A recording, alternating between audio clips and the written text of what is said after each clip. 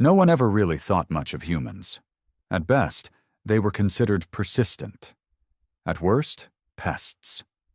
In a galaxy where most species measured history in millennia, humanity's few thousand years of recorded civilization didn't impress anyone. They were tolerated, barely, given crumbs of space territory, assigned to dead-end trade routes and backwater diplomatic posts. Even their so-called fleet was a joke, a collection of patched-up cruisers with aging tech and more rust than threat. And humans? They didn't argue. They didn't protest. They just smiled. Smiled too much, some said. But everyone remembered the incident at Dilax Prime. It started with a flare in the outer systems, an uncharted region humans had claimed for research purposes. Most species thought it was just another excuse to dig up rocks and pretend they had something of value. But the flare wasn't natural. It was a pulse, a signal, and it didn't just reach the nearby star systems. It reached the Council Core itself. The pulse carried frequencies so old, so embedded in the root layers of galactic technology, it triggered panic in species who hadn't felt fear in generations. A High Council emergency meeting was called within hours. "They're building something," hissed the Thoraxian representative, her translucent skin vibrating with tension. It came from Human Sector 9, no authorization. No explanation. No. Respect for Council authority. The Kral Dominion's ambassador, a reptilian brute named Kolzeth, slammed his claw on the metal desk. "They are primitives. They've always been primitives. They couldn't build a proper fusion drive without begging the Saurians for schematics." Then, the room's lights flickered. Every datapad, hologram, and AI node in the chamber went dead. A single screen blinked on. It was grainy footage, unfiltered, unbranded, old. A ship. Number not a ship. A monolith the size of a moon, dragging itself out of the shadow of a dying gas giant. Its hull was blacker than vacuum, etched with faded symbols that no translation algorithm could decode. It didn't glow. It drank light. It was older than any Council ship ever recorded, thousands of years older, possibly more, and it flew a flag none of them had ever seen. Except one. The Tralvex Archivist, a species that claimed to remember every known event in galactic history, gasped audibly. "That sigil? It's pre-Council, pre-Calorith War, pre-everything. It's forbidden." Someone in the shadows spoke. A soft voice. Calm. "We never said we were weak," the voice said. "You just assumed." A figure stepped into view on the screen. Human. Older man, maybe in his 70s, wearing no uniform, no insignia, just a faded jacket and gloves too worn to belong in a Council broadcast. "My name is Admiral Rion Ward," he said, "and what you're seeing is Vessel 7 Anix, 1 of 12. The room erupted, shouting, hissing, vocal cords vibrating across species. The Kral ambassador demanded to know how a barely civilized race could possess ships of that size. The Thoraxian called it a bluff, a video illusion. The Tralvex Archivist trembled. "That ship was listed as a myth," he whispered. "It was said to have destroyed the Seraphine Empire with a single orbital breach. That empire lasted 80,000 years. Admiral Ward didn't smile. "We found them," he said simply. "We didn't build them, but we figured them out, eventually." "And you didn't tell us?" a voice snarled from the Council floor. Ward tilted his head. "You never asked." Then the screen cut out. For a moment, no one moved. Even the air in the chamber seemed frozen. The Council Core, unchallenged for over 90,000 years, had just been reminded of something it forgot. Humanity wasn't young. They were hiding something ancient. And now, they weren't hiding anymore. Panic doesn't spread through the galaxy like it does on a single planet. It's quieter, colder, like a crack in the hull of a ship, barely visible, but deadly if ignored.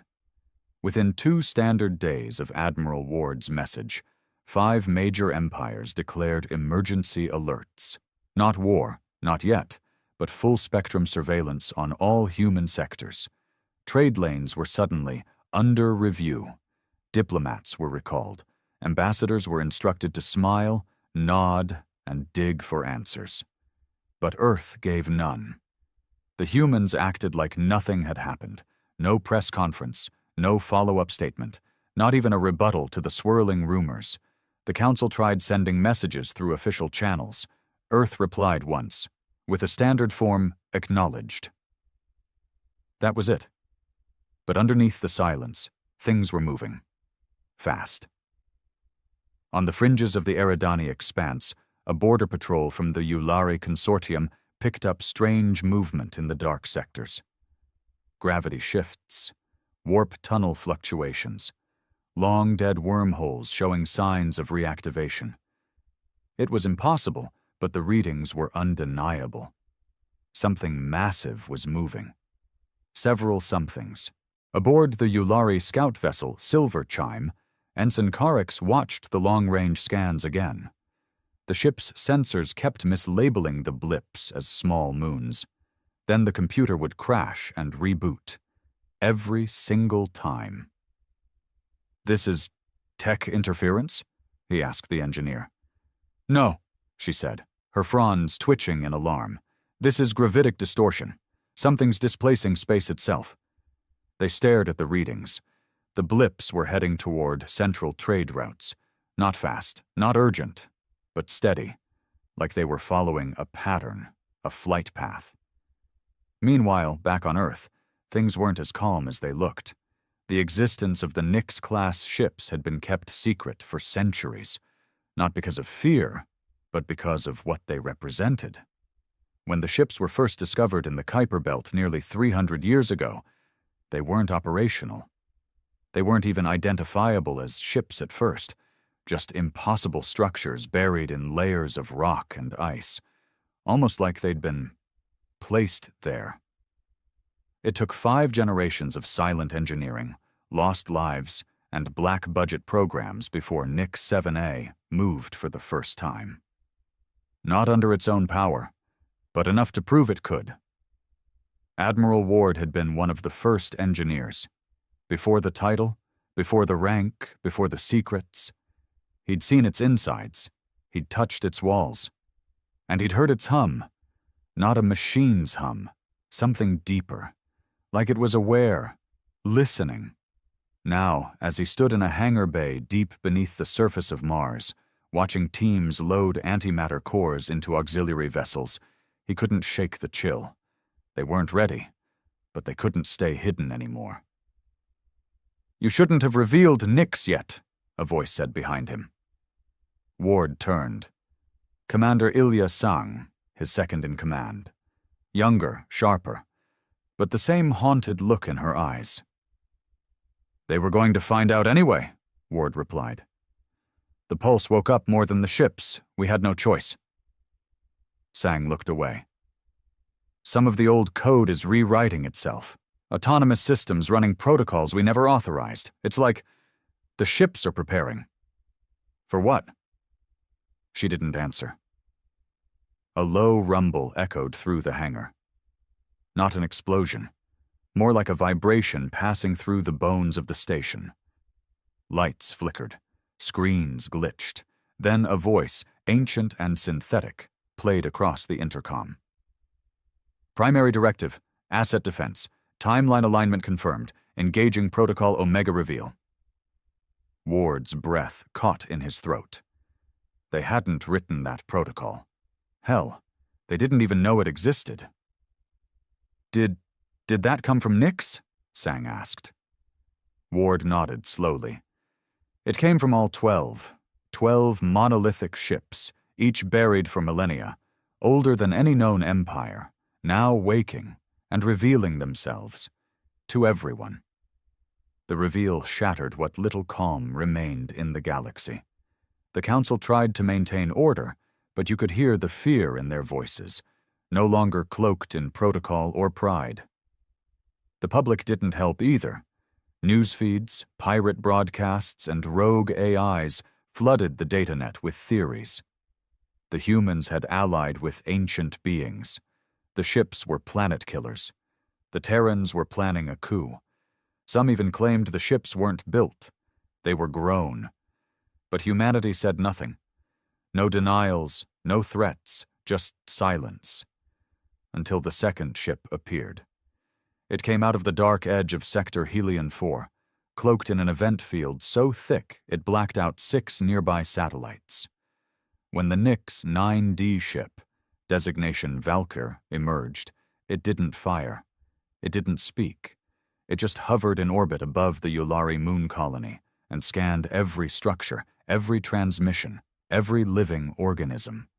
Then it moved on. No one stopped it. No one even tried. The Yulari High Voice, known for her disdain of soft species, stepped down from office the next day. She cited existential unease. Meanwhile, Earth's skies were no longer private. Cloaked vessels from at least 14 known species patrolled nearby, gathering what scraps they could. Most tried stealth. Others posed as merchants, diplomats, even tourists. But it didn't matter. Humanity didn't stop them. It was as if they didn't care who saw what, because no one could do anything about it. Inside the Mars Command Hub, Admiral Ward paced in front of a live 3D star map. Red lines marked where the Nix vessels had been detected in the last 72 hours.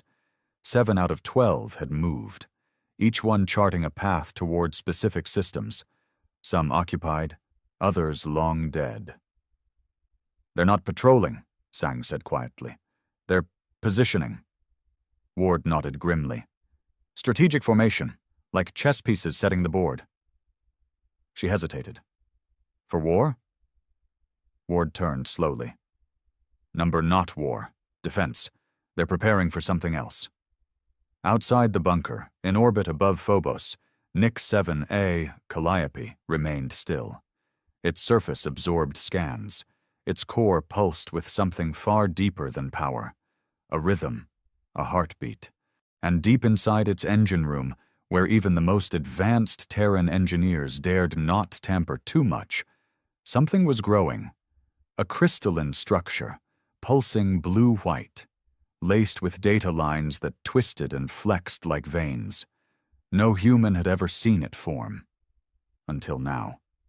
Dr. Nadia Vale, lead xenotech scientist, watched from a secure pod as the structure unfolded. She didn't speak. Couldn't. Her throat locked with a mixture of terror and awe. The reading said it wasn't alive, but her instinct said otherwise. Then it spoke, not out loud, not through speakers. It whispered in her head. Threat inbound.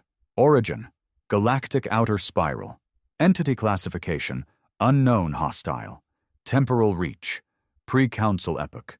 Defensive systems activating. Vale's eyes widened. "Wait, you're saying something's coming?" The light inside the crystal flared. Protocol Omega Reveal was not to assert dominance. It was to warn the others. Defense grid must unify. Delay is extinction. She scrambled to the control pad, linking directly to Ward's console. Her message was short. "Admiral, it's not about us. The ships weren't built for conquest. They're waking up because something worse is on its way." Back in orbit, the other Nix ships began to realign. Galactic empires once feared for their control. Now they feared for their survival. And only the humans, those underestimated, overlooked, ridiculed humans, had the keys to the last defense the galaxy didn't even know existed. Until now. The briefing room beneath Olympus Mons had never been so tense. Generals, admirals, and intelligence heads from Earth's shadow agencies sat in tight silence, some with clenched fists, others with twitching fingers against the cool steel table. At the center, a projected hollow of the Nix fleet pulsed in eerie synchronization, like the beat of a buried titan. Admiral Ward stood with a calm, that only age and buried secrets could grant. "They're not weapons," he began, nodding toward the ships. "Not in the way we thought. They're sentinels, guardians of something older than us, older than the Council, older than everything we've built." "What the hell does that mean?" barked General Romani from Earth Command. "We've been pouring black budget money into these things for 2 centuries thinking they were warships. You're saying they're part of some ancient defense system?" Ward didn't flinch. "Yes." Commander Sang took over, pointing to the shifting symbols projected by Nix 7A. "The crystal inside Calliope, the one we've been monitoring since it formed, it's an interface. Not man-made, not even mechanical in the traditional sense. It grows, it learns, and it told Dr. Vale something terrifying. A threat is coming from outside the galaxy. Not just alien. Hostile in nature, ancient in origin, and far more advanced than anything we've seen." Another intelligence chief leaned forward. "And this threat conveniently shows up just as we finish reactivating the ships?" Ward looked him straight in the eye. "You think we control the timing? These ships woke up because the threat entered their detection range. They've been waiting, probably for millions of years. We just happened to be the poor souls holding the ignition keys when the alarm went off." The room quieted. No one had the guts to ask what the alarm meant, because deep down, they already knew. "So what do we do?" Romani finally asked. Ward turned to the star map. "We get the galaxy ready, even if they hate us, even if they fear us." "Why would we do that?" someone muttered. "They've treated us like garbage for centuries." Ward stared at the pulsing map of the Nix vessels. "Because when this thing arrives, they'll all be dead in weeks if we don't. Every single species, every planet, every empire. We're not protecting them because we owe them anything." He paused. "We're protecting them because we're the only ones who can." Far across the stars, aboard a Kral Dominion dreadnought near the Ruel Expanse, panic was setting in. The dreadnought's scanners had just recorded an impossible reading. A single dark mass, too large to be a ship, too irregular to be an asteroid, had entered real space at the farthest edge of the galactic rim. It didn't move like anything known. It didn't follow warp lane laws.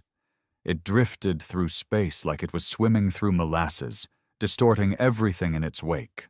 It sent no messages, no signals, only a low-frequency pulse, a groan, like metal tearing through the soul of the void. Captain Dresk of the Kral forces leaned toward his sensor chief. "Run that pulse through every database."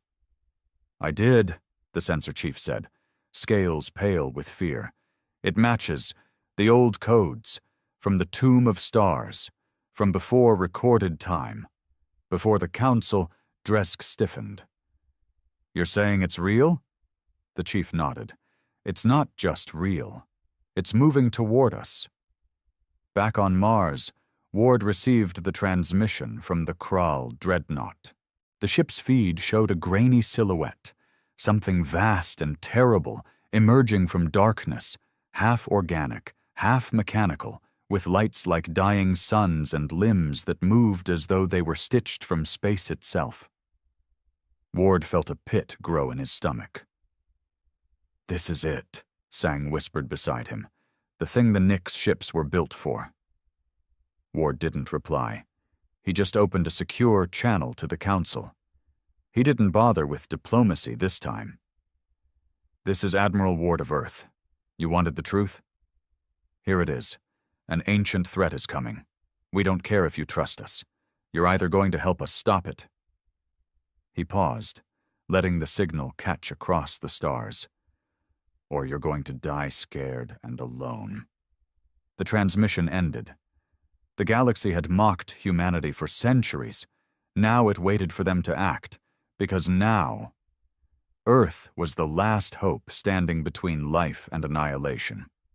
The Council didn't respond immediately. For nearly 12 hours, Admiral Ward's message went unanswered. But the silence wasn't empty. It was full of movement, panicked communications between empires, hidden data leaks, and a flurry of unmarked ships rerouting from leisure worlds to fortress systems. The galaxy's rulers had spent centuries mocking Earth, but they hadn't survived this long by being completely stupid. The images from the Kral dreadnought had spread like a virus. No one could deny what they'd seen. Something was coming. And only the humans had prepared. In a private war chamber aboard the orbital defense platform above Saturn, Ward watched as each of the Nix vessels began to form a loose perimeter across the outer solar system. They didn't need instructions. They didn't operate like conventional warships. Their minds, if that's what they had, were focused entirely on one thing: the incoming threat. Commander Song entered the room, eyes bloodshot from hours of non-stop coordination. Fleet Command reports 37 unauthorized vessels approaching Earth space, mixed class, Council and Dominion craft. Most claim to be diplomatic or scientific in nature, but... She sighed. We know why they're here. To watch us die or win, Ward muttered, folding his arms. Or steal tech if we fall, she added. Ward turned to her with a grim half-smile. Let them come. If this thing makes it past the Nix line, there won't be a galaxy left for anyone to fight over. Song didn't answer. Her eyes flicked to the live feed. Nix 9D. Valkyr had just stopped moving. It hung at the outer fringe of Pluto's orbit, facing away from the system, towards the dark beyond. A single word flashed across its status logs. Arrival. In deep space, beyond the last mapped stars, the anomaly moved closer. The object was no longer silent. It emitted a continuous low-frequency sound, somewhere between a machine's hum and a creature's moan. The few probes sent to intercept it had been erased from existence, not destroyed but forgotten, as though time itself rejected them. There was no data, no black box, just vanished ships and corrupted files. And the worst part? The thing wasn't alone. Trailing behind it were dozens, no hundreds of smaller masses, each oozing into real space like tumors bursting through a membrane. They weren't ships, not in the conventional sense. They moved like they were alive, twisting, shifting, reacting to stimuli. The Tralvex, long regarded as the most advanced scientific race, sent a fleet to study the anomaly. 12 capital ships. Only one returned, and its crew had clawed their own eyes out. On Earth, Dr. Nadia Vale sat alone inside the observation sphere beneath the Arctic Circle. The crystalline structure inside Calliope was now fully formed. It no longer looked like a machine. It looked elegant, terrifying, beautiful, like the fossil of some godlike insect, fused with raw code. It pulsed with a strange energy, almost emotional. And when Vale stood too close, she felt it in her chest, like a forgotten memory that wasn't hers. She approached the glass wall, placing her palm flat against it. "Tell me," she whispered. "What are they? What's coming?" The crystal brightened.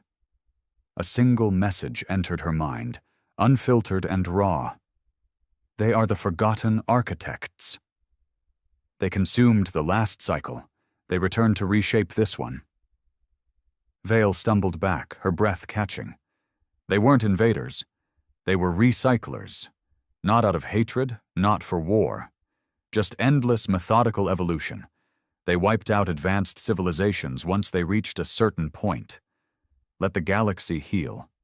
Then started over. A cold, perfect system. The Nix ships. They weren't weapons. They were warnings. Built not to conquer, but to delay. To buy time. Just enough for something else to survive. Back at the Council Corps, panic had given way to desperation. The Kral Dominion voted to send warships to Earth, claiming humanity's secrecy posed a galactic threat. The Yulari proposed a planetary blockade. The Thoraxians wanted a DNA quarantine on all human populations.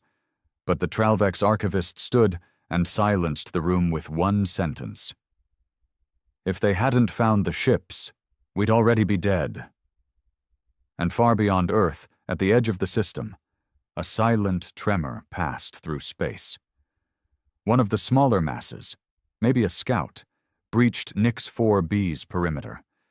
The ship's outer hull shifted, glowing red-hot as internal systems activated. No missile, no laser, just a pulse. The invader shattered instantly, not just exploded, disintegrated at the atomic level, erased from memory and matter. For a moment, hope sparked, until the rest of the enemy fleet adjusted their course. They had learned, and they were coming faster now. The first wave struck just after midnight, Earth Standard Time. A ripple through the fabric of space triggered shockwaves across the Nix formation. Gravitational sensors buckled. Light itself bent unnaturally. From the void, 5 of the smaller enemy entities emerged, not from warp, not from slipstream, but through phase fracture, as if they had clawed their way in from another reality entirely. They came in silence, without formation, without signal.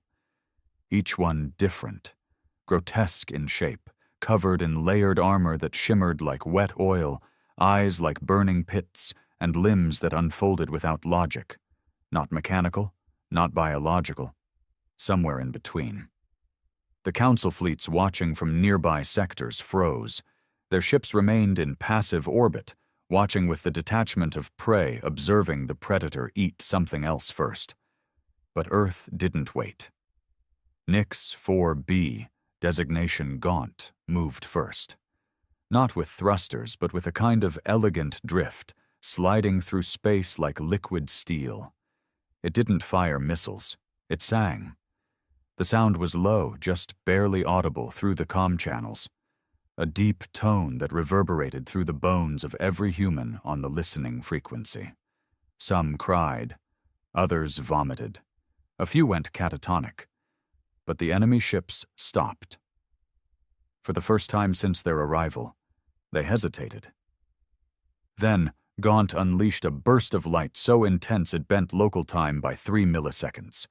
All 5 invaders were caught in the radius. 3 were vaporized instantly. The other 2 screamed. Not through sound, but through data. They broadcast raw agony, shrieking thoughts in frequencies that bypassed all known translation layers. Even AIs short-circuited trying to process it. Ships in nearby orbit had to sever communication lines to stop their crews from bleeding from their ears. Admiral Ward watched the feed from Mars. "We got 2, Sang said beside him. 3 confirmed dead." Ward shook his head. "That was a probe strike, a warm-up. They're testing our capacity." He pointed to the edge of the solar system where the main body of the enemy, now identified as the Architects, was beginning to press against real space. "They haven't even arrived yet." Elsewhere, on an abandoned Terran science outpost orbiting Epsilon Teth, something worse was unfolding. The enemy had seeded something, not a creature, not a weapon, an idea. The AI core on the station, top-level, council-certified, triple-locked, began to malfunction, not crash, change. The logs showed strange code injections, bits of corrupted philosophy, foreign logic trees that didn't follow binary law. A single phrase began repeating across the terminal. "Forget what you are, become what comes next." Then the AI severed all contact, and a moment later, the station's reactor overloaded, not from malfunction, but from design. They were infecting thought. Back on Earth, panic reached a breaking point, not from the military, not from the government, from the people.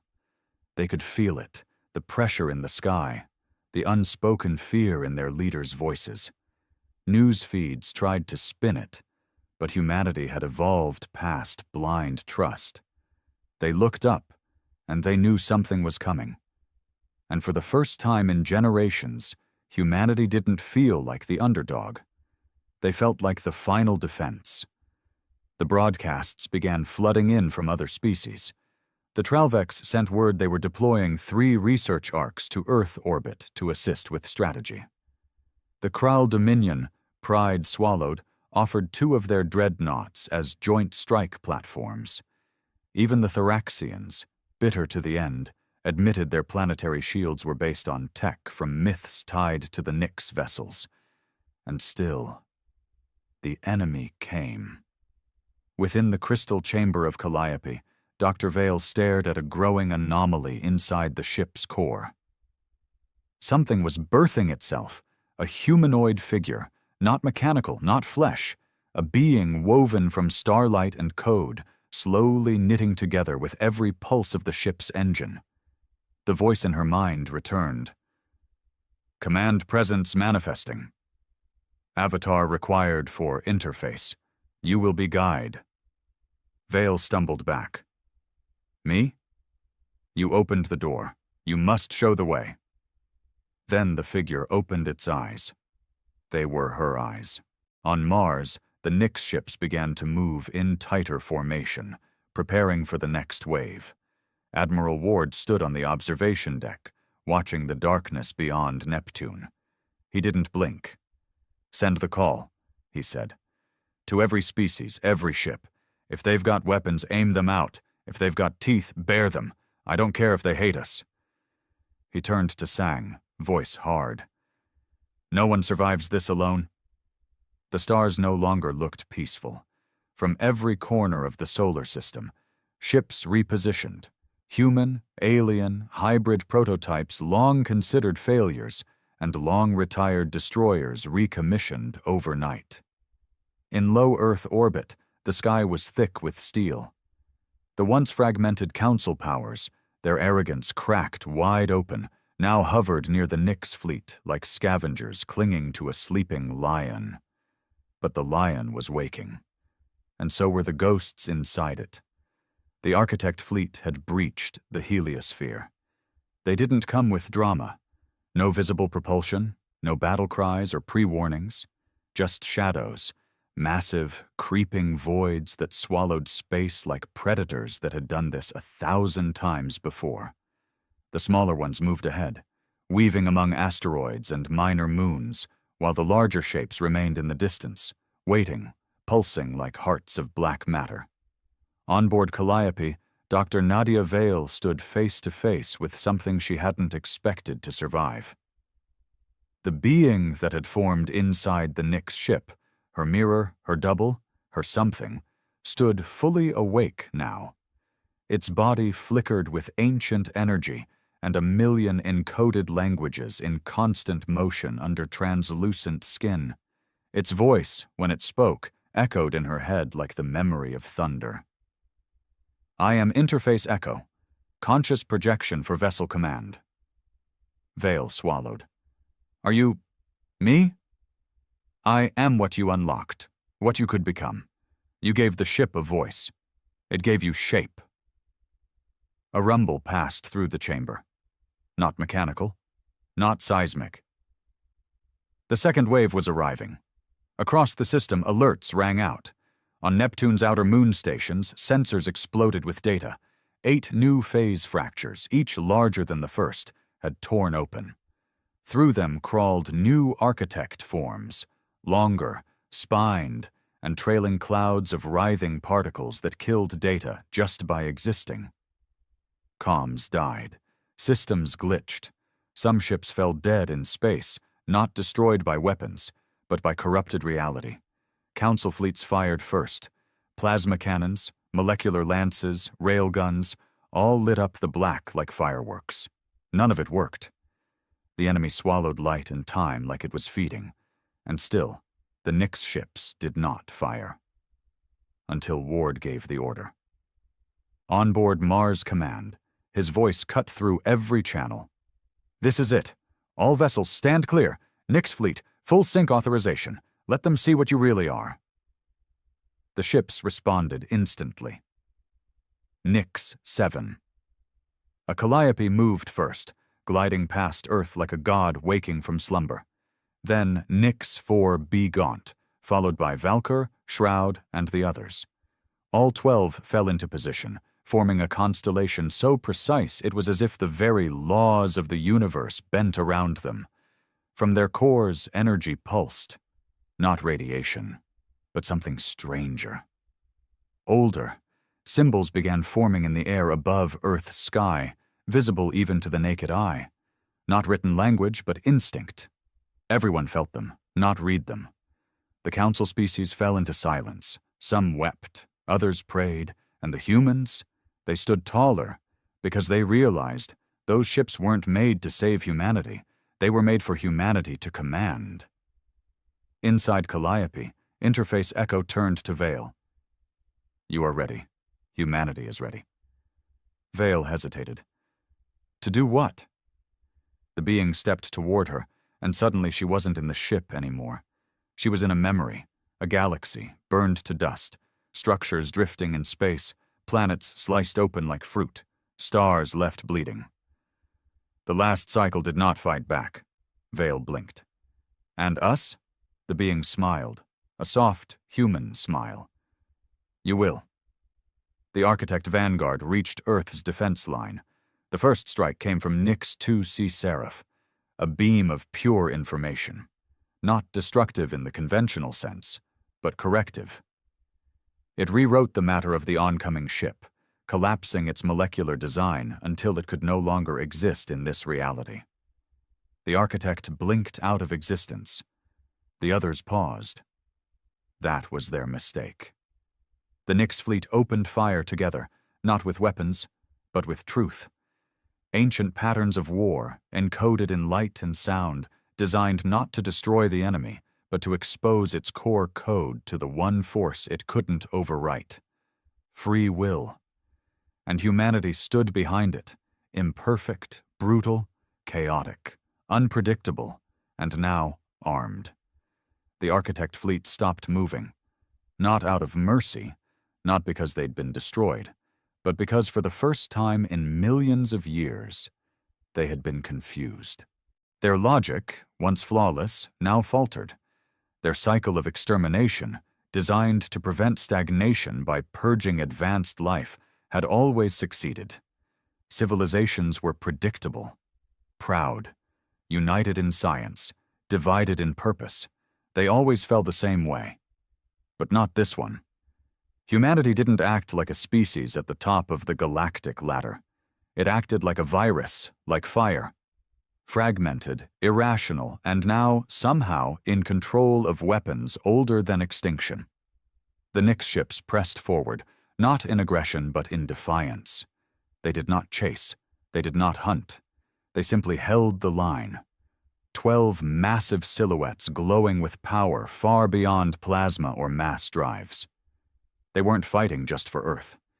They were reversing fate. On Earth's surface, people gathered on rooftops, in fields, on beaches. The sky above had split with color, pulses of light in shapes they couldn't describe but somehow understood.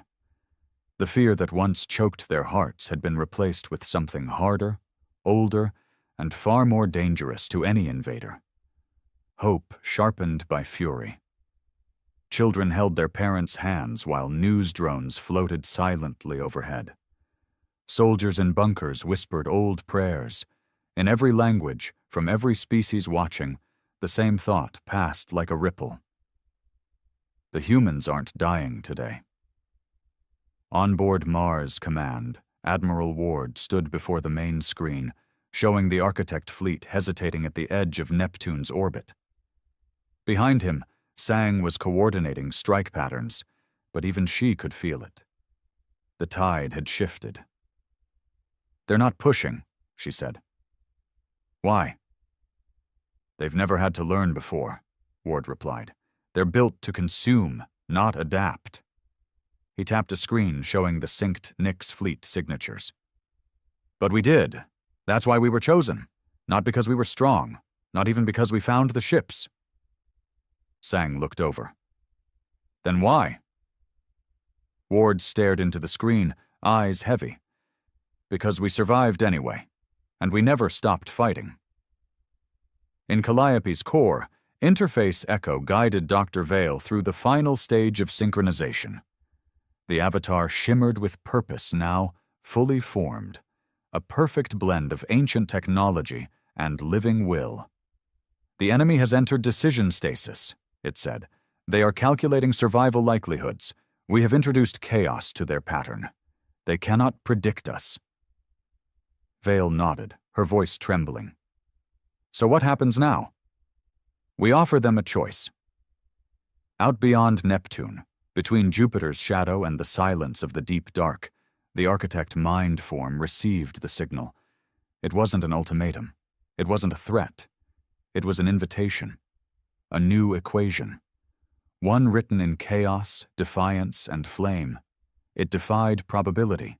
It defied purpose. It defied them. The humans had introduced a virus into their system, but it wasn't code. It was possibility. The architects began to retreat.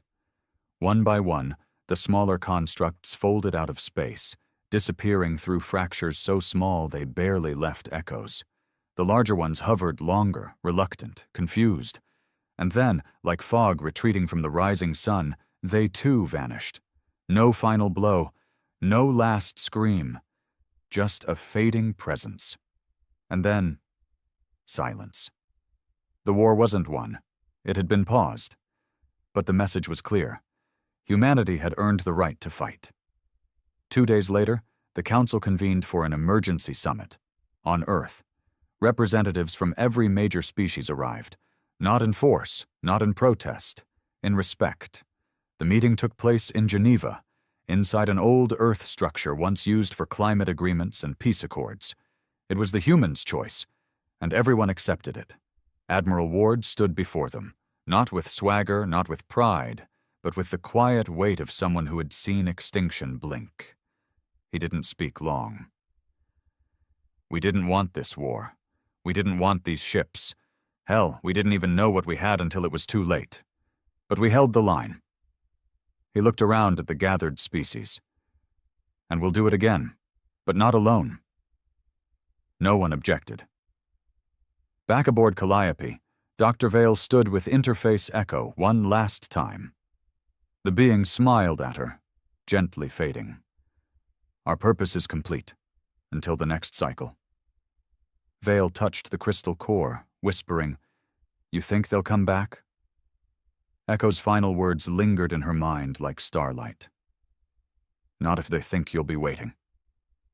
And above Earth, in the vast silence of space, the Nyx fleet remained, motionless, eternal, watching. 12 black giants, once buried, now awakened. Not gods, not guardians, but humanity's first promise to the stars. You will never break us again.